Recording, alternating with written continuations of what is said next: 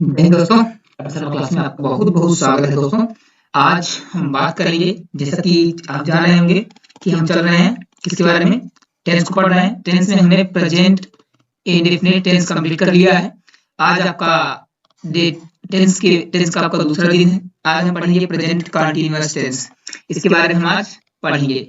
चलो बिना देरी किए हुए हम इसको स्टार्ट करते हैं क्लास को। और आप लोगों ने, उम्मीद है आपसे यही है कि आप लोगों ने जैसा प्यार बनाए रखा है आप लोगों ने बनाए रखेंगे। और बस बढ़िया है, आप लोग बढ़िया से रिवीजन ज्यादा करिए, ठीक है। और इसकी पीडीएफ हम आपको टेलीग्राम चैनल पे नहीं देंगे। इसकी पीडीएफ नहीं मिलेगी आपको, सिर्फ क्लास देखना है आपको। क्लास देख के अपना पूरा प्रॉपर नोट्स बना लीजिए ताकि आपको बार बार, ठीक है। पीडीएफ क्या करते हैं ढेर लोग का पीडीएफ ले जाकर टेलीग्राम पे डाउनलोड करके सेव करके रख लेते हैं, पढ़ते नहीं है उसको दोबारा जाकर के। एक बार नोट्स बनाइए, और नोट से पढ़ने का अलग ही मजा होता है, ठीक है। मान लो आपके पास फोन सही नहीं है, फिर डिस्चार्ज हो गया, फिर कैसे रिवाइज करोगे? नोट्स है, एक बार नोट्स बना लो और बढ़िया रिवाइज करिए। और इसकी प्रैक्टिस, इसके जो क्वेश्चंस है ना, प्रैक्टिस के लिए वो वहां पर यूट्यूब के जो कम्युनिटी बॉक्स होता है वहां पर आपको क्या कर दिया है, प्रोवाइड किए जा रहे हैं, ठीक है। तो 5-5 क्वेश्चन, 10-10 क्वेश्चन जितना हो जा रहा है उतना हम कर रहे हैं, ठीक है। तो प्रेजेंट इंडेफिनिट में कल पढ़ा था, उसका क्वेश्चंस भी और उसकी क्लास भी आपको हम कल प्रोवाइड कर दिए हैं। इसके मतलब कि हम संघर्ष बैच जो है ना आपका, ठीक है, संघर्ष बैच का हर एक टॉपिक का अलग अलग प्लेलिस्ट मिलेगा आपको, ठीक है। बेसिक वाली प्लेलिस्ट अलग है, ठीक है, और टेंस की प्लेलिस्ट अलग है, संघर्ष बैच, ठीक है। और टेंस के नाम से tense for complete classes for of tense, ये इस नाम से प्लेलिस्ट बनी हुई है, ठीक है। उसके डिस्क्रिप्शन बॉक्स में लिंक डाल देंगे हम, ठीक है। और नहीं तो कम्युनिटी बॉक्स में आप प्लेलिस्ट सेक्शन में जाकर के आप वहां पर चेक कर सकते हैं। चलो बिना देरी किए हुए स्टार्ट करते हैं। और ठीक है, तो चलो स्टार्ट करते हैं। सबसे पहले आज हम जानेंगे किसके बारे में, प्रेजेंट कंटीन्यूअस टेंस, ठीक है। तो प्रेजेंट कंटीन्यूअस का मतलब, आप देखो प्रेजेंट का मतलब क्या होता है, वर्ब की, ठीक है, वर्ब की फर्स्ट फॉर्म होती है, वर्ब की फर्स्ट फॉर्म। कंटीन्यूअस का मतलब क्या होता है, ठीक है, कंटीन्यूअस का मतलब होता है वर्ब की फर्स्ट फॉर्म में आईएनजी। अब बात यहाँ पर ये समझ में आ रही होगी, ठीक है, कि दोनों मतलब कि कंटीन्यूअस मतलब क्या होता है, वर्ब की फर्स्ट फॉर्म में आईएनजी, और प्रेजेंट का मतलब भी क्या होता है, वर्ब की फर्स्ट फॉर्म। इसमें आईएनजी लगता है, वर्ब की आईएनजी फॉर्म, और ये होती है वर्ब की फर्स्ट फॉर्म। आप कहेंगे दो वर्ब एक साथ कैसे आएंगी, इसके लिए रूल समझते हैं। पहला नंबर ये जान लेते हैं कि प्रेजेंट कंटीन्यूअस टेंस होता क्या है, ठीक है। प्रेजेंट कंटीन्यूअस का मतलब होता है जब हम किसी व्यक्ति को या कोई कार्य करते हुए, ठीक है, देखते हैं, यानी जब हम किसी कार्य के बारे में बात कर रहे हैं और कार्य तुरंत क्या हो रहा है, कंटिन्यू है, तो आपका कहलाता है आपका प्रेजेंट कंटीन्यूअस टेंस। कंटीन्यूअस का मतलब ये होता है निरंतर, लगातार, जो चल रहा हो, ठीक है। बात इतनी है, इसकी परिभाषा आपसे कोई एग्जाम में नहीं पूछेगा, बस पता होना चाहिए इसका मतलब क्या होता है, बस। तो प्रेजेंट का मतलब वर्ब की फर्स्ट फॉर्म, और कंटीन्यूअस का मतलब वर्ब में आईएनजी फॉर्म या वर्ब की फर्स्ट फॉर्म में आईएनजी। अब बात यहाँ पर ये तो समझ में आती है कि प्रेजेंट मतलब वर्ब की फर्स्ट फॉर्म, क्योंकि कल हम डिस्कस कर चुके थे, ठीक है। तो देखो अब हम जो प्राइमरी वर्ब होती है, डू, डज और डिड होती है, ये आपका निकलता है।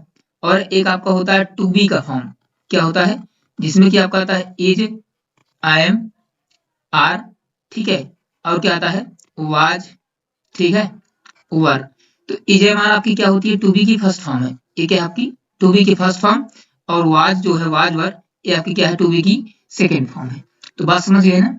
तो आप जान रहे हैं कि हम टू, डू मतलब कि डू और डज, ठीक है। ये आपका डू डज क्या होता है, ये आपका डू का फर्स्ट फॉर्म माना जाता है, और डिड आपका क्या होता है, सेकेंड फॉर्म होता है, ठीक है। तो ये बात आपको क्लियर हो गई होगी। तो हम डू डज इस्तेमाल कर चुके हैं प्रेजेंट इंडेफिनिट में। अब यहाँ पर हम इस्तेमाल क्या करेंगे हम, क्योंकि टू बी का जो है वो फर्स्ट फॉर्म क्या होता है आपका इज, एम, आर।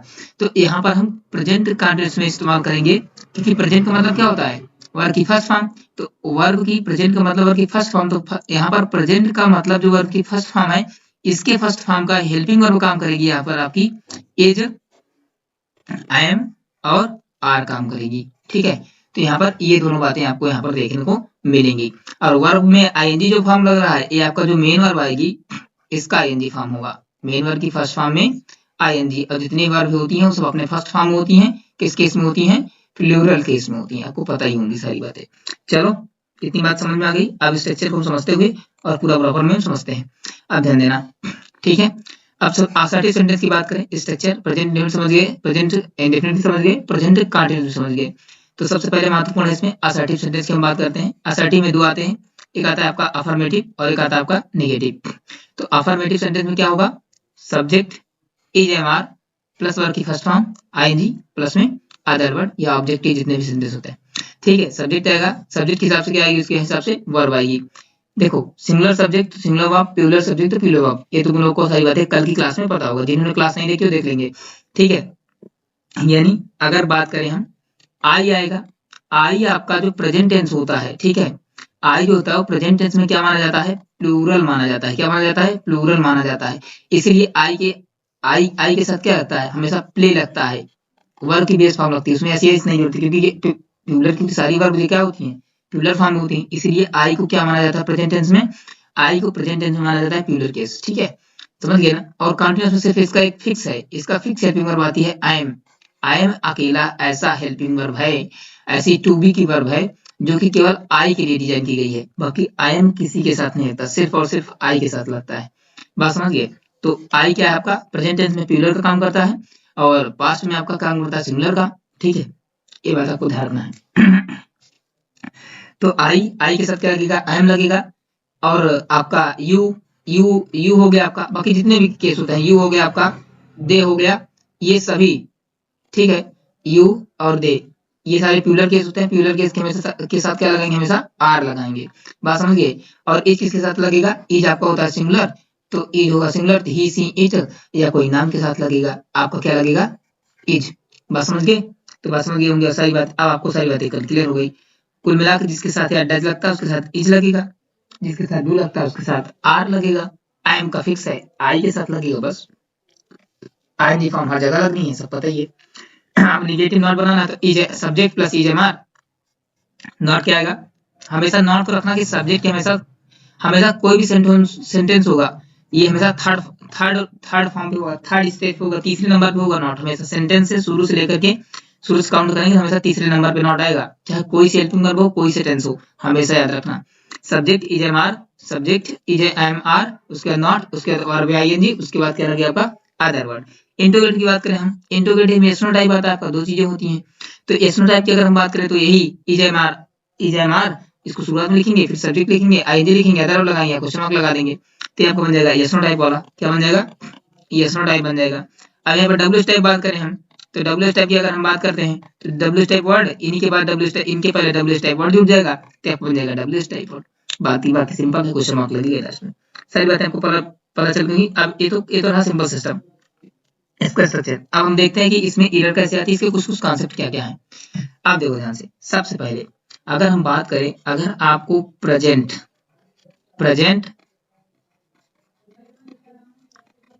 कॉन्टिन्यूअस, ठीक है, टेंस, अगर इसकी पहचान करनी है ना, अगर कोई सेंटेंस आएगा, देखो अब ये तो स्ट्रक्चर रहा, स्ट्रक्चर से तो पहचान लोगे नॉर्मल बच्चे स्ट्रक्चर से, क्योंकि तुम आप तक कब से पढ़ते आए हो, लेकिन तुम्हारे एग्जाम में स्ट्रक्चर से पहचान में आ ही जाएगा।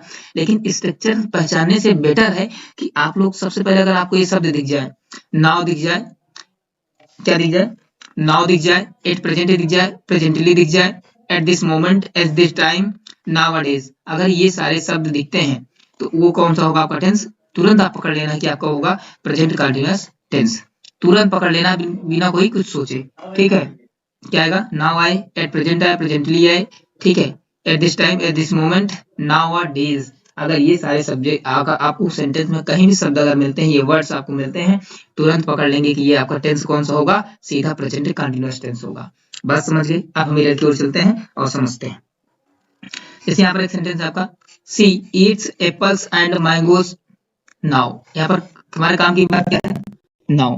तो इधर क्या है, यहाँ पर सीधा नाउ आया, तो इसका मतलब जो आपका जो भी यहाँ पर, क्योंकि देखो टेंस की पहचान हमेशा वर्ब से होती है, टेंस की पहचान हमेशा किससे होती है, वर्ब से होती है। अगर आपका यहाँ पर नाउ आया है, यहाँ पर क्या आया है, नाउ आया है, नाउ केस में आता है आपका प्रेजेंट कंटीन्यूअस टेंस में आता है, तो यहाँ पर ईट्स प्रेजेंट ना होकर के क्या होगा, सी के साथ क्या आएगा, इज, और यहाँ पर ईट्स ना होकर के क्या होगा आपका, यहाँ पर ईटिंग होगा, तो सी ईटिंग एप्पल्स एंड मैंगो आपका राइट उत्तर हो जाएगा, करेक्ट आंसर। इसी प्रकार यहाँ पर देखो, ये जो वर्ड्स हैं ये एज अ एडवर्ब हैं, याद रखना, इनको क्या करना है, इसमें कई adverb of place, adverb of time तमाम है। जब एडवर्ब की टॉपिक पढ़ेंगे तो वहां से डिटेल समझेंगे क्या चीजें कहाँ पर क्या चीज होती है, तो आपको यहाँ पर क्लियर हो जाएगा। ये शुरुआत में भी आ सकता है, और लास्ट में भी आ सकता है, इस बात को ध्यान रखना है। अगला सेंटेंस देखेंगे, nowadays my students watch movies, यानी नाउअडेज अभी अभी मेरे स्टूडेंट ने क्या देखी, मूवी देखी। अब देखो नाउअडेज तुम्हें देखते नहीं, कुछ वर्ड पकड़ लिए बस काम खत्म।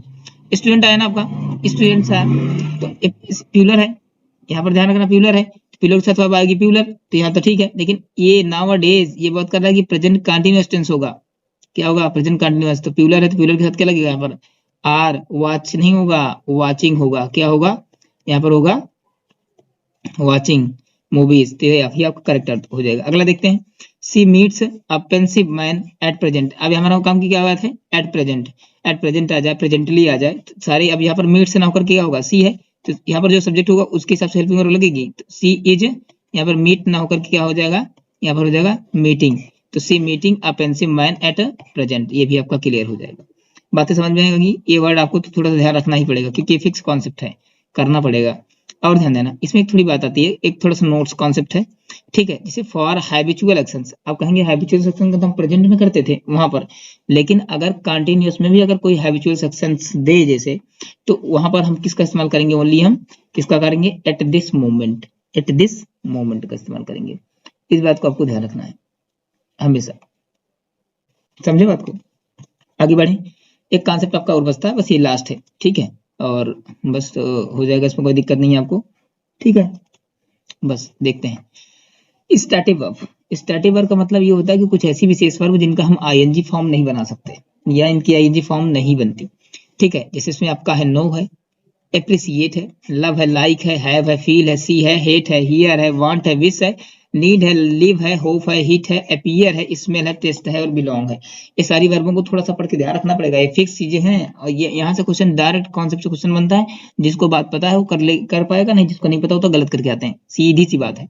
No, appreciate, love, like, have, feel, see, hate, hear, want, wish, need, live, hope, it, appear, smell, taste and belongs, belong जो होता है, ठीक है, इनकी कभी भी आईएनजी फॉर्म हम नहीं करते, इसलिए यहाँ पर लिखे हैं डोंट यूज आईएनजी फॉर्म, ठीक है। जैसे यहाँ पर देखो इधर ऐसे आएगा आपका, ऐसे दे देगा, he is hiring with my years, years मतलब कान, यानी उसके उसके उसने मेरे कानों के साथ क्या किया, सुना। अब ये तो बात गड़बड़ है, ठीक है बात समझे ना। तो यहाँ पर क्या, हायरिंग, हायरिंग का आईएनजी बन नहीं सकता, तो यहाँ पर क्या होगा, इज ना होकर के और आईएनजी हटा करके क्या करेंगे हम सीधा, ही अब सिंगुलर है तो यहाँ पर लगेगा आपका क्या लगेगा, इसका तुरंत हम एक कंटीन्यूअस बना के फिर किसमें आएंगे, इससे पीछे जाएंगे, यानी प्रेजेंट इंडेफिनिट बना देंगे, क्या बना देंगे, प्रेजेंट इंडेफिनिट टेंस में ले जाकर किसको हम क्या करेंगे, बना देंगे।